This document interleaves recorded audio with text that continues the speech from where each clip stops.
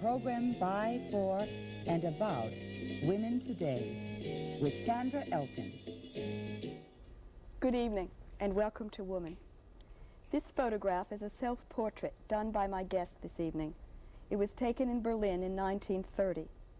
This photograph of my guest was taken by Otto Steinert in 1973. The woman in these photographs is Lotte Jacobi. Lotte is considered to be one of the finest portrait photographers of our time. She has photographed Einstein, Marc Chagall, Lotte Lenya, Max Reinhardt, Eleanor Roosevelt, and many others. Her photographs have been exhibited in many places throughout the world. Lotte, welcome. Thank you. I'm glad to be here. I'm very pleased to have you here. Lotte, how do you decide what to photograph? Well, it kind of provokes me. Or people come, or I photograph for a publisher or for magazines or newspaper. Was there a time when you went after people, when there was someone you just felt you had to photograph? Oh yeah, I do it today too if I feel like it. That's what I call when I'm provoked. I see, I see. You're the fourth generation photographer in your family. Right, and two brothers of my father and three sisters, married photographers, and my sister's a photographer in New York, so the whole family really is. You took over your father's studio in Berlin. Right, and well, I grew into it, let's say. Happily? Yeah, well, for a while I resented it. I tried all kinds of things. I wanted to be a gardener, a beekeeper, all kinds of things. But it didn't work out, and I felt photography is really what I want to do.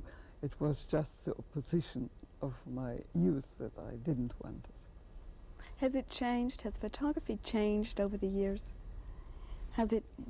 Yeah, it became more technical and more fanciful and gadgety, but in reality it didn't. Look at the old photographs you see. We had just as beautiful portraits, or for example, Mr.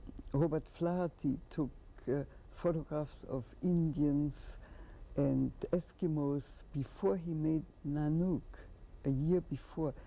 He was so enthusiastic about these people that he borrowed a camera from a missionary and glass plates and photographed these. And these are the most beautiful portraits that I ever saw. Let's look at a couple of the photographs that you've done. I'd like to begin by looking at the one that you did of Einstein. I did that in Princeton in '39. But you photographed him over really a long period of time. Oh yes, in Germany too. Since 21 I photographed him.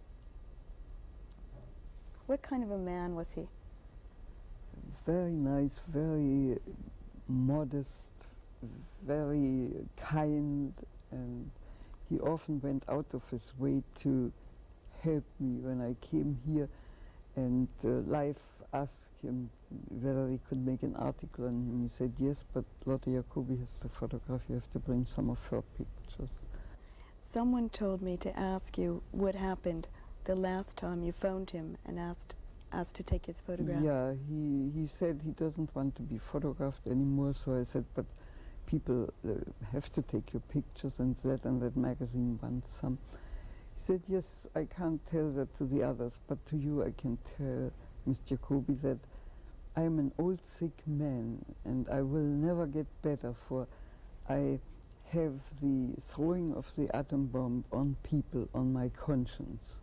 For I wrote that letter to President Roosevelt that the Germans are trying to do that, and I wish that the Americans would do the first bomb, for I thought that would prevent that from happening. And he couldn't get over it that America did it the way he was afraid the Germans will do it. And I think that the whole nation is suffering still from that, and it will suffer until we come out saying that it was the wrong thing to do. Another one of your photographs that you did of Marc Chagall and his daughter is my particular favorite of yours. Thank you. And can you talk about him a little bit? Well, he is, I like his paintings, and I photographed him for an account of that. When I was there, I tried to photograph his first wife too, but she didn't want it under any circumstances. Later on in, I think it was 69, when I was on the France coming back from Europe, he was there too, and I let him know that I'm there, and he came and visited with me. And he said, "Why didn't you photograph my wife? I want so badly to have a picture of you, from you, of her." So I said, "But you know that I tried and she didn't want it." And yeah, I know, but he was very desperate, kind of. After you photographed people, did you keep in touch with them With in many some way? I did. With some I didn't see again.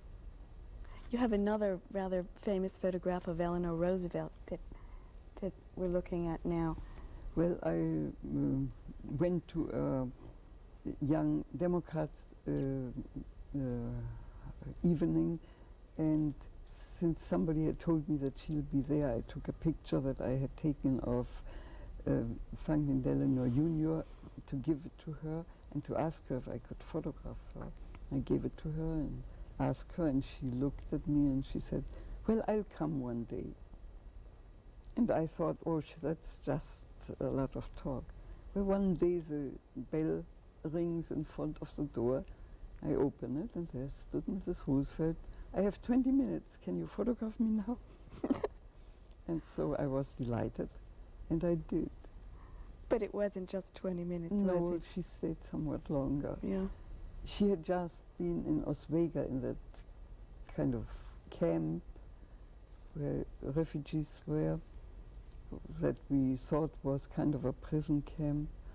And she told me about it. She was very much involved, and so I could take pictures that were really relaxed. I always say that most of the pictures that appeared of her were taken by Republicans. Oh. That's why she looked so funny always. Do you talk to people while you're photographing them? I mean, is there something that you feel is essential to do to relax No, people? I try to make them talk about what they are interested in, for then they relax much more. I don't have to be in the pictures. They have to be there. Yeah, you once said something about the photographer should not be in the picture, and that's a mistake that many photographers make. Yes, they have preconceived idea how that person has to look, and that's their idea of the person that's always in it. And I feel that I don't have to do that. I try to get the person as much as I possibly can. I feel sometimes like a cat that are catching a mouse. You're a very political person. Yeah, I'm a political animal, I always say. Yes, a political I'm born animal. that way. I can't help it. I don't... Something must have happened to you, though, to make you that way. Do you think it was growing up in Germany in the time of Hitler and so on? Well, I didn't grow up. I was a grown-up woman when Hitler Well, came to yeah. power. It wasn't that. I always was interested in what's going on. I mean, the whole development in Germany, it didn't start when Hitler came to power. It was the big companies that brought Hitler to power. I mean, one always thinks Hitler did it. Do you see parallels between what is happening in this country today and Well, what happened then? It isn't exactly parallel, for here it is the international companies that are trying to take over. It isn't the national companies. If it were the national, it wouldn't be as bad as the other way, for they are much more powerful. They are bigger, and they are they not only have the power here in America, but they have it in other countries too. And that's very bad. And since Truman came to power, we didn't have any antitrust law,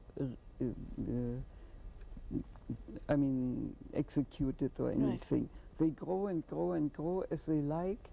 I don't know if Mr. Carter will try to change that. What is your impression of Jimmy Carter? So far I have a very good impression. But what I feel is some of the people around him are not quite what I wish, but I don't know where he should take them from. You were at the Democratic convention Yes, for which I was. Mr. Carter was nominated. Yes, I was very happy there. I went there as photographer for the New Hampshire Times. I was a guest. I came down with the delegation. And, You were the oldest working journalist at the convention, I heard. that's right. I think I was photographed more than in my whole life at that convention. Do you mind having your picture taken? Mm-mm. I mind seeing them afterwards. I think most people would agree with that. I think most people aren't comfortable with the process. You know, that is a difference between how we see ourselves in our mind and how much compromise we did and what Right. we really look like. Well, it can So be a terrible trauma. It really can. Who are the men that you feel who have been in public office in this country, who've been, the good men? I know you thought... Stevenson was the best, and we missed the chance to have him as president or as Secretary of State. Either one would have been fine. How about Eugene McCarthy? How did you feel about him? Very good. But see, he was so hurt by Robert Kennedy. You know, he had the victory in New Hampshire, and as soon as that came out, he didn't get in touch with McCarthy. McCarthy told me that he would have gladly been vice president and Kennedy president, but he didn't even get in touch after saying all the time he cannot run for president this time. All of a sudden he came out 3 days or 5 days after the victory. He came out and he took over, and McCarthy got so hurt that he wasn't the same man anymore. I am in touch with him. I wrote to him several times. For we had long talks while he was in New Hampshire, and he could have been a good president, but he is no presidential material anymore. Let's look at a couple of more photographs. You have one. I'm not sure what it's called. It's the photograph of the pigeon. Oh, that is out for a walk Where did you take that, Lotte? in New York City. Oh, that's a perfect place to photograph pigeons. Well, it's a New York time City when and I Rome. came in '35 on the outskirts of New York. It was like in the country. I remember in the Bronx there were farms to be had, and I wanted to buy a farm and become a farmer there, but I didn't have the money. Couldn't make it. Robert Frost was another person who you photographed, and you spent a great deal of time with him the day you photographed him, and I expect probably subsequently. Yeah, he invited me to some of his parties in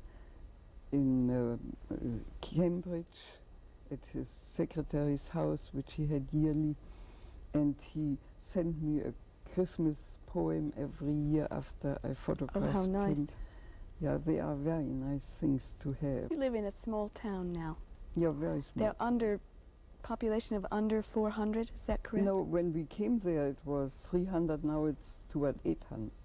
Why did you decide to leave New York City and move to a small town in New Hampshire? Actually, you don't live in the town, do you? Do you live outside? No, I live in a small place, Deering, in the woods. The reason, one of the reasons was that after the Second World War, New York wasn't as nice as it was before that.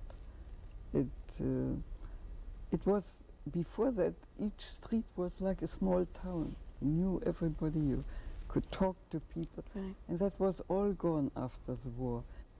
You didn't build your house. You put together buildings. No, that what I bought were 3 woodman's shacks that they use in winter, and somebody had put a roof on. That I bought. And I stayed there for a few weeks to see if I would be able to live there. And then only did I enlarge the house. And you have a gallery there. I had a gallery until 1970 when I got sick. I got sick in '68 when Nixon was elected. I really got sick. Was I there a got connection stomach- there? Yes, I'm sure. I was so excited and so disappointed.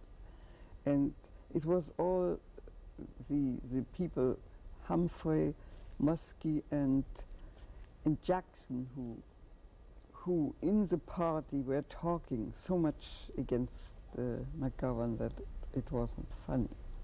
We have a landscape that you did in New Hampshire. It's It called is the Cannon Mountain, a very famous ski area. But in summer it's a very beautiful place, and they have a gondola going up, and from the gondola I took the picture. That's where I knew you were not standing on the ground. I suspected you might have been hanging from a tree or something. No, that's not my style. That's not your style. Not even when I was young. I tried once to climb a mountain, and in the middle of it I said, no, that's not for me, I have to go back. Lotte, you're into something new now. It's called photogenics. Well, it is new in a way, but Well, I think it's I be new to do it most people. Since after the Second World War, there was a lot of photographic war surplus paper, and the dealer bothered the daylight out of me to use it in some way. And Can you talk about the one that's on the screen now and describe how you did I it? call it praying hands, and it's done, you know, around the wire of the telephone there are these things to keep the wire straight, Yes. and I let the light through these. And it's the way you do it. You have ideas and just try everything that's possible. You do it without a camera. That is without a camera, with a flashlight, a piece of photosensitive paper, and the battery of the flashlight is very much burned out. And then you go ahead. Here, this is one that I did to show the possibilities of many dimensions. I had heard at one time when I photographed Einstein talking to a scientist. I asked him to have a scientist there so they would talk and not watch me all the time. Yes. So they spoke on dimensions, and later on when I got through Leo Katz to do these photograms, I got very tired of photograms, which everything is stable, and I started to move the whole thing. So I came to this, and while I was trying that, I felt there are so many dimensions in there that I went out to make more in that way. This is Midsummer, which shows, well, it's all in the eye of the onlooker, but it's the sun and the dandelion and grass. And did you put something on the paper this time? No, No? it's just with the flashlight. But you have done some. Are they the same thing where you've put objects on the paper? Well, that is photograms. Okay. I use now some objects. Let's say, look here. You Yeah. can see the shadows. Right. If you play around with Mhm. glass or with cellophane, you can get all kinds of designs, and the limit is really in the person. It's an unlimited possibilities for photographers. Is there still a controversy as to whether photography is an art or not? I don't think so. You think I that's think now established? that Stieglitz succeeded in getting that established. That not every photograph is a piece of art, but then not every painting is either. You know, you have Yes, to look yeah. at it that. Are you going to continue to experiment, or? Oh yeah, I always experiment with something or other. Now you've But I recently. don't stick with the experiments. Mm-hmm. You know, I feel that too many of the people now, they find something and then they stick with it through thick and thin and don't do anything else. That's boring. Well, you told me you thought change was a good thing, and I guess you think it's especially good for photographers. For everybody. I had a friend who was a physician. Every 7 years he changed his practice. He gave it up entirely and started new somewhere else. You And have you have a new project. You've received a grant. Yes. And I'm going to travel in a camper, I hope, Mm-hmm.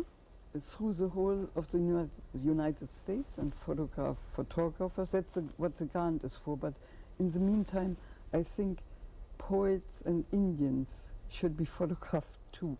I feel that this country has so many talented people, and it all goes to waste for the few that are well known.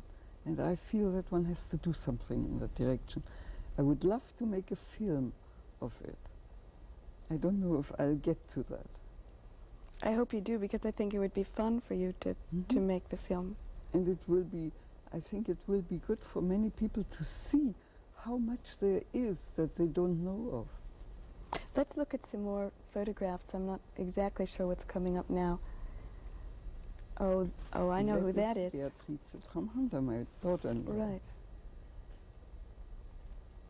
She looks different now. She cut her hair. Yes, I understand. She's been on the program, as many people will Yes, recognize. I know, and she is going several to be times. again. She'll be I on guess. again, right? And I think we have your polar bear. Oh no, that's your Oh, woman. that is a woman in Central Asia. She holds her hand in front of her face for all the Asians and other people of the world who are so-called primitives think that photographing takes their soul away. And as I said before, I'm not so sure it does. This is your polar bear. That is a polar bear. That is in the zoo in Berlin. And you also have a wonderful photograph of Paul Robeson, which I think we'll look at next. Did you spend any time with him? Well, he came to be photographed with one of his. He was a good godfather for a brother of Elizabeth Perry. Your friend here. Yeah, that's how I got to him. And we have, I'm not sure what the next one is. Oh, yes. That is Paul Strand, one Right. of the great American photographers. Lotte, what kind of a camera do you use? I mean, do you It's, go places with lenses hanging all around no, you? No. I never did that. I once in a while had two cameras for certain purposes, but I don't believe in gadgets. I never did. I like to take pictures with a large camera where I have a ground glass and can see exactly what I do. Mm-hmm. But that is too heavy for me now. So unless I have someone with me, I take a Yashica 35mm, and you know, it isn't the camera. It is the man or woman behind the camera that counts. I know. There's a debate always going on, the technology versus No, I think that the art. when you go to exhibitions today, you have the feeling this photographer thinks only of the technique. He forgets what he wants to say. What do you think you'd like to do most next? I mean, say you get to make your film. What would be the next sort of exciting thing that you might like to try? Have you thought about that? Yes, I have another thing that I would like to do. I don't know if I'll ever get around to it, to make these abstract things in color. Oh. But for that I have to study color first. Mm-hmm. I just told you I can't learn. I don't know if I also can that, if I need it so badly. You studied television at one point. Yes, I did. Why did you do that? For the, it interested me. They gave a free course at the University of New Hampshire when I was there for 2 semesters, and if you take that course, you oblige yourself to the next semester to work for them at whatever they need.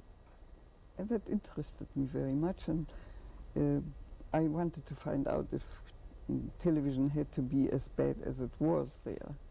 Does it? No, it doesn't have to be that way. But I think partly it is a matter of money, as everybody, you know, in here is too money conscious. It's the question. We should go to Jefferson's times.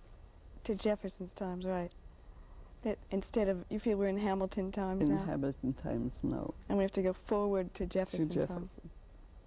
Lotte, It's high time. Lotte, we're going to close now. And I'm really pleased you've been here, and I thank you very much. Thank you. It went so fast I didn't know I was talking at all. Yes, it did go fast. That's when it's most fun. Thank you for watching, and good night.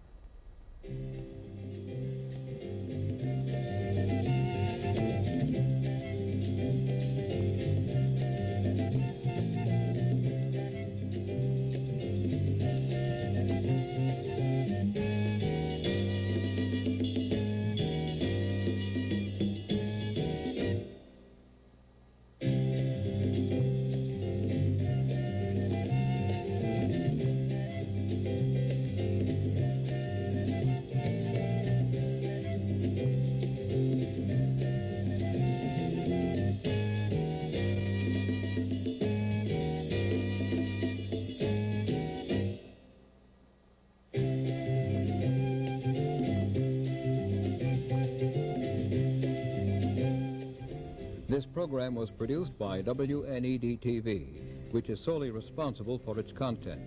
Major funding was provided by public television stations. Additional support was provided by unrestricted general program grants from the Corporation for Public Broadcasting and the Ford Foundation.